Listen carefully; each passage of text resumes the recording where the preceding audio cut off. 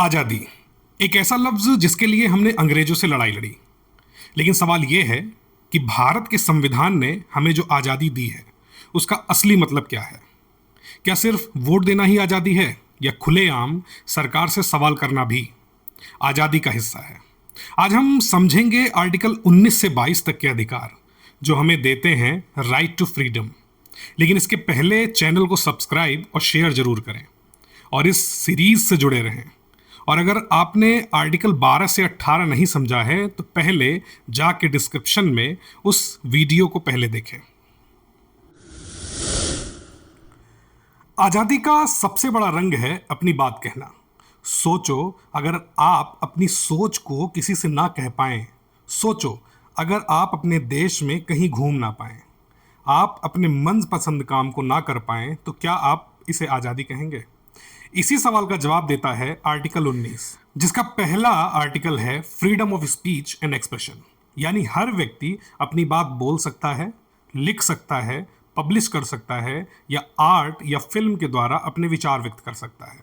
इसमें प्रेस और इंटरनेट के द्वारा अपनी बात रखने की भी आज़ादी आती है। 2015 में Shreya Singhal versus union of India case में सुप्रीम कोर्ट ने इसी आर्टिकल का प्रयोग करके सेक्शन 66A आईटी एक्ट को समाप्त कर दिया था, जो सोशल मीडिया पर पोस्ट लिखने वाले को अरेस्ट करने का अधिकार देता था। इसका दूसरा आर्टिकल है freedom to assemble peacefully without arms.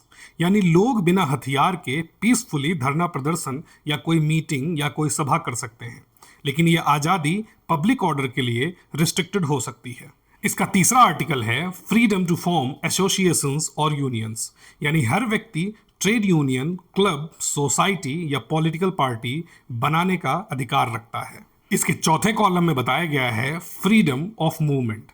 यानी हर कोई भी व्यक्ति भारत के किसी भी हिस्से में स्वतंत्रता के साथ घूमने का अधिकार रखता है। कुछ सेंसिटिव एरियाज में बीएसएफ की परमिशन लेनी पड़ सकती है, जैसे अरुणाचल प्रदेश। इसके नेक्स्ट कॉलम में बताया गया है फ्रीडम ऑफ रेजिडेंस। यानी हर व्यक्ति भारत के किसी भी स्टेट या सिटी में जाकर रह सकता है, लेकिन कुछ ट्राइबल एरियाज ऐसे हैं जहां रेस्ट्रिक्शंस हैं, जैसे नागालैंड एंड अरुणाचल प्रदेश।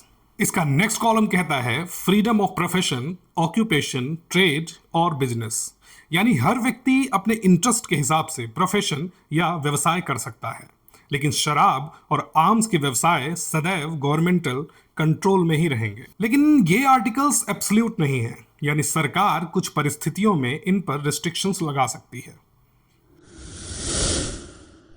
हम जानते हैं न्याय का असली मतलब तभी है जब कानून सिर्फ जुर्म को सजा दे, ना कि आम आदमी को दबाए। इसीलिए आर्टिकल 20 संविधान का एक सुरक्षा कवच है। इसमें 3 मुख्य सुरक्षाएं दी गई हैं। इसका पहला आर्टिकल कहता है कोई व्यक्ति जिस समय जुर्म करता है उसे सजा उस समय पर लागू की जाती है या उसी अनुसार दी जाती है।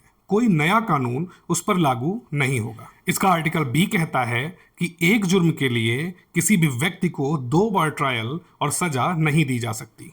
और इसका तीसरा आर्टिकल कहता है कि किसी व्यक्ति को अपने खिलाफ गवाही देने को मजबूर नहीं किया जा सकता। इसीलिए पुलिस कस्टडी के कन्फेशन को इनएडमिसिबल एविडेंस माना जाता है। भारत के संविधान का सबसे जीवंत अनुच्छेद, जो भारतीय की सांसों में बसता है, कहता है कि किसी भी व्यक्ति को उसके जीवन और व्यक्तिगत स्वतंत्रता से वंचित नहीं किया जा सकता, सिवाय कानून द्वारा निर्धारित प्रक्रिया के अनुसार। यानी right to life and personal liberty, यही है अनुच्छेद 21। शुरुआत में इसका मतलब बहुत सीमित था, लेकिन जैसे जैसे सुप्रीम कोर्ट ने व्याख्या की, यह अनुच्छेद दुनिया का सबसे विस्तृत मौलिक अधिकारों में बदल गया। आज इस अधिकार में विभिन्न विषय शामिल हैं, जैसे इसका आर्टिकल 1 कहता है right to live with human dignity. यानी राइट टू लाइफ। अगर कोई पेट भर खाना ना खा सके तो ये एक अमानवीय परिस्थिति है, तो ये आर्टिकल 21 का उल्लंघन माना जाता है। दूसरा है राइट टू लाइवलीहुड, यानी आजीविका का अधिकार। यानी सरकार कोई ऐसा फैसला नहीं ले सकती जिसे किसी की रोजी रोटी छीनी जा सके। सरकार सड़क चौड़ी करने के लिए बिना पुनर्वास योजना के गरीबों को बेघर नहीं कर सकती। इसका तीसरा आर्टिकल है right to health and medical care. यानी डॉक्टर का कर्तव्य है कि आपात स्थिति में वह मरीज या घायल को इलाज से मना नहीं कर सकता। इसका चौथा आर्टिकल है राइट टू क्लीन एनवायरनमेंट, स्वच्छ वातावरण में जीने का अधिकार, जिसमें उसकी सरकार पूरी मदद करती है। इसका नेक्स्ट आर्टिकल है राइट टू एजुकेशन। इसमें कहा गया है कि हर किसी को शिक्षा अनिवार्य रूप से मिले, जिसे 2002 में आर्टिकल 21A में जोड़कर 6 से 14 साल तक के बच्चों के लिए मुफ्त और अनिवार्य शिक्षा का प्रावधान किया गया था। इसमें नेक्स्ट आर्टिकल बताया गया है राइट टू प्राइवेसी।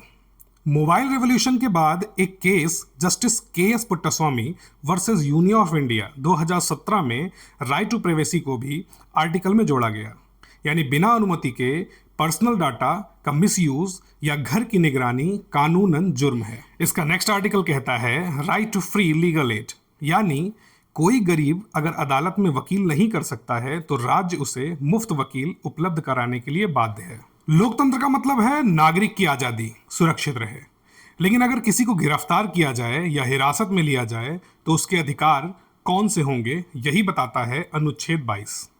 इस आर्टिकल को 2 हिस्सों में बांटा गया है, एक ऑर्डिनरी अरेस्ट और दूसरा प्रिवेंटिव डिटेंशन। ऑर्डिनरी अरेस्ट का मतलब जब किसी को पुलिस अरेस्ट करती है तो उसके पास कुछ बुनियादी अधिकार होते हैं, जैसे पहला, उसे तुरंत बताया जाएगा कि उसे किस अपराध में पकड़ा गया है।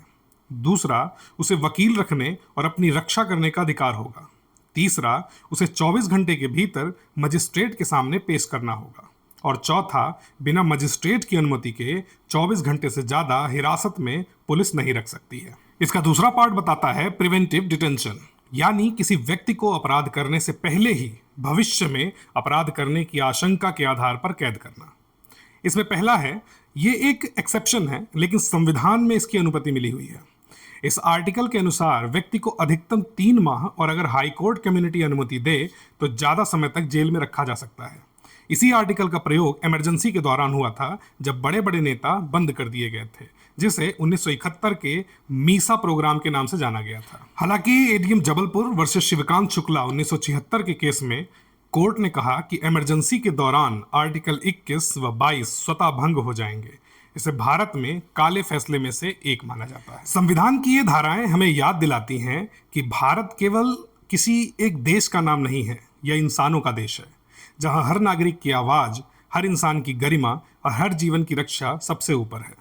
अगर ये सीरीज आपको पसंद आ रही है तो चैनल को शेयर और सब्सक्राइब जरूर करें और बताएं कि क्या आपको इन आर्टिकल्स की कभी जरूरत पड़ी है।